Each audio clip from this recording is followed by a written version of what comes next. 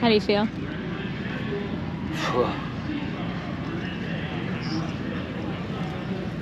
It's tough.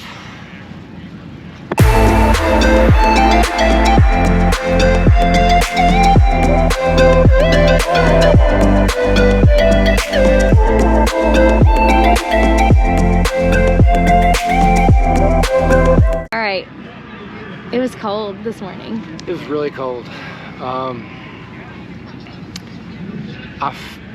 I did all that I could to stay warm before the swim. And I felt like I did a nice job, as good as I could have at that. But once I got in the water and about 100, 200 meters into the water, like I was just cold. My body wasn't working the way that it usually does. I couldn't feel my shoulders the way that I usually do. My left hamstring tried to cramp in the swim. You don't use your hamstrings to swim. It was the craziest thing. Like, that left leg was giving me some problems in the water. But it was really cold. Coming back, I couldn't see. I don't know why I couldn't see, but I just like got super disoriented. I mean, when you're in that canyon, like I guess I didn't take enough time to like familiarize myself with the shapes of the mountains in the background, that, you know, for the direction that I was wanting to go, but like everything just looked the same. And I had to breaststroke for a few different times to try to find, like, okay, number one, where's the buoy? And I couldn't find the buoy, so I was like, okay, where are the swimmers so I can get back in with the swimmers, because they got to be going in the right direction.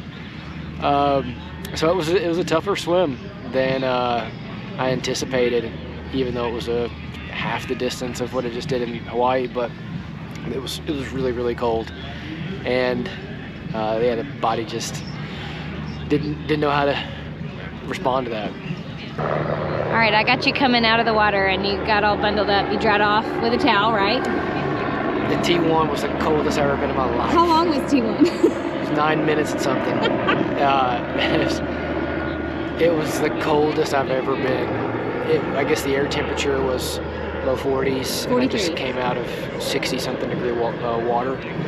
When I stripped that wetsuit off, man, I was cold running to get my stuff.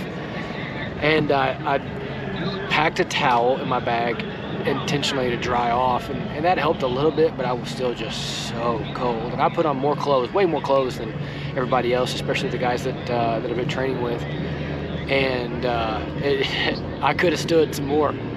I could have stood to have pants on. I was really cold from the get-go.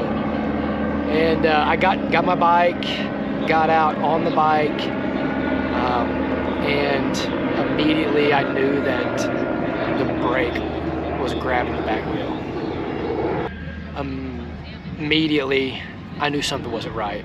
I mean, obviously I couldn't feel my legs, so that was part of what wasn't right. My legs were completely numb, but I could tell that I was pushing hard and wasn't going anywhere, and I could hear which was the brake rubbing the rear wheel that I had put on for this race. And it's a bummer because, you know, I had that wheel put on to be more aerodynamic, to be faster, and it actually made me slower. Now that I've got my wheel back on, it's spinning beautifully. So I actually had to get off the bike twice, and I've never ever in a triathlon gotten off the bike. Thank God I've never had a mechanical or a flat tire that required me to ever have to get off the bike. But I got off the bike and I spun the front wheel, you know, it's spinning fine, and then I pick the bike up, spin the back wheel, and I spin it pretty hard, and it turns like a quarter of a turn and stops because the brake just had a hold of it. And so when I flipped the bike up upside down, I was trying to figure out how to open the brake calipers.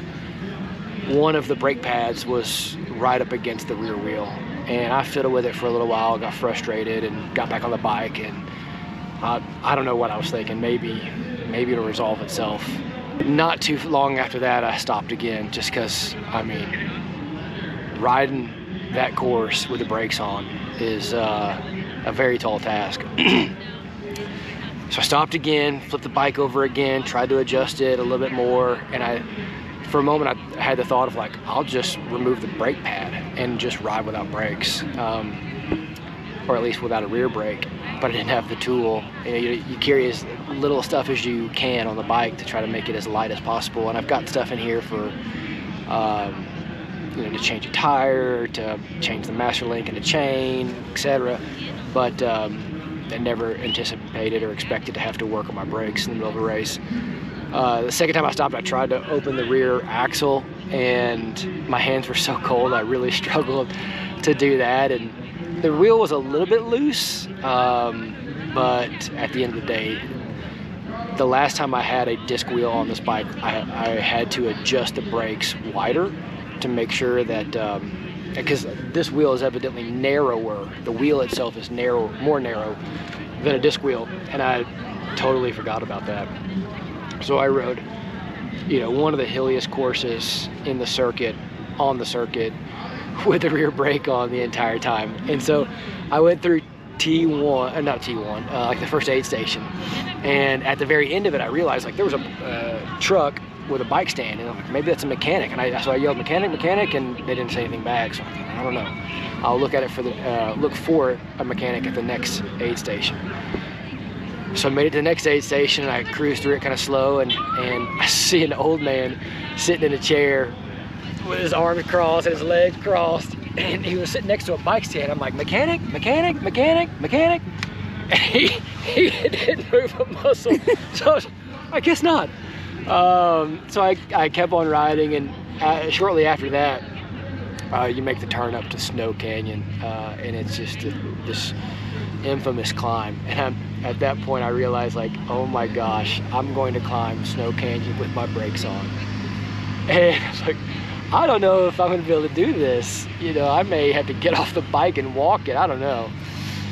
But I pushed and pushed and pushed and pushed, just to keep that wheel spinning. And although on the downhills, the downhills were so fast, and even with the brake on, I saw a new top speed of 43 point something miles an hour. So it's a good thing that I didn't remove the brake pad, because it was probably good to have more brake than what you needed than to have no brake at all. There were some really fast downhills, but at the same time, like, slower bikes, much slower bikes than this one, were just flying past me. Yeah, having the brakes on makes a big difference. So because of all that, early on I knew that my race was not over, but me racing was over. At that point it was just, about getting to the finish line. And, I can be proud of completing that bike course with the brakes on. It was tough. It was really tough.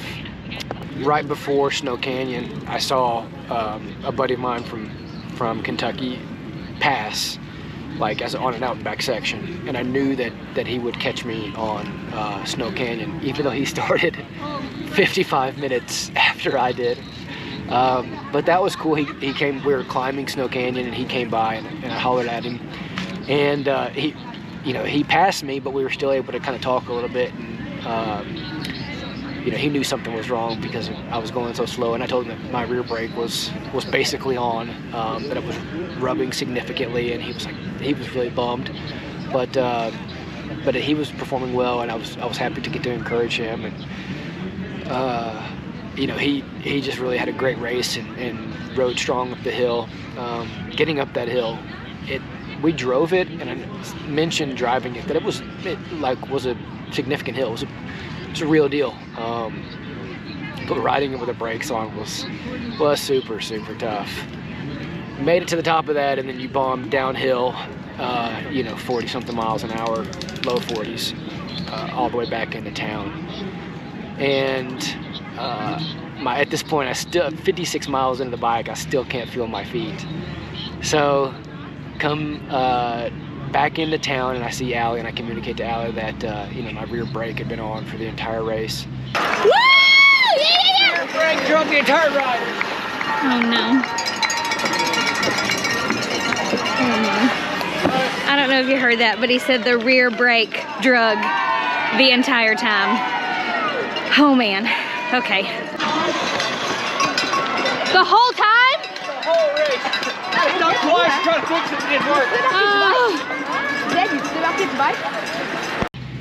And one of the things I told Michael, my buddy from Kentucky in Snow Canyon, when he expressed how bummed he was for me, I was like, it's okay, man. I'm just gonna do what I can, and I'm looking forward to running. Got into T2 and still couldn't feel my feet because they were just frozen solid. So it took me a little while to get the legs turned over, but I was glad to be off the bike, because even though my legs were just cooked from that bike ride, at least the brake wasn't on anymore. But my legs were really cooked. I didn't realize how cooked they were until I tried to start running. So the run was straight uphill. You turn around, you run straight back downhill, and you do that twice. We ran way up this mountain, and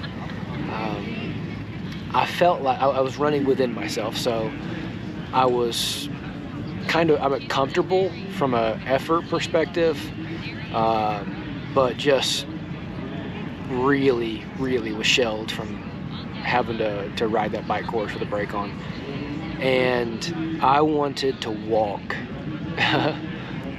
Way worse. I really wanted to walk. Way worse than what I did at Kona. But I didn't.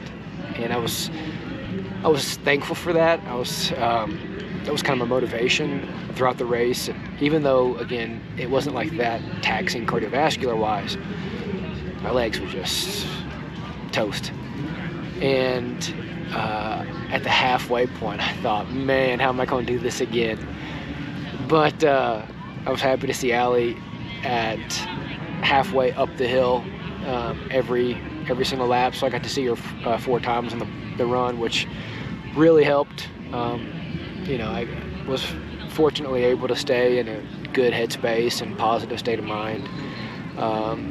Got to the top of the hill, the second loop, and turn around to head back down. You could just see all the beautiful mountains in Utah, and just soaked it in.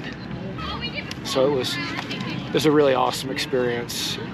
I had way more fun than what I'm able to convey at this point, just because I'm totally ground to a pulp. I never would have expected. I knew this was going to be a tough race because it was going to be a faster race than these guys that I'm competing against at the half Ironman distance are faster than I am. I compete better at the full distance because I'm strong and I can endure and suffer quite well. So I knew this was going to be a tough race because of the speeds that really exceed my ability, but I didn't expect it to be tougher than Kona, but it was. But this being an international race, world championship, it was neat to hear people from France say, "Allez, allez, allez, allez," and people from Germany say, "Up, up, up, up, up." And I just soaked that in.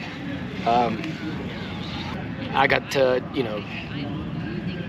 really take in the course. It was just so beautiful out there, and I got to think about my kids. I'm more tired now than I was after finishing the Ironman World Championship. There's no doubt about it. So getting to the finish line was a long time coming.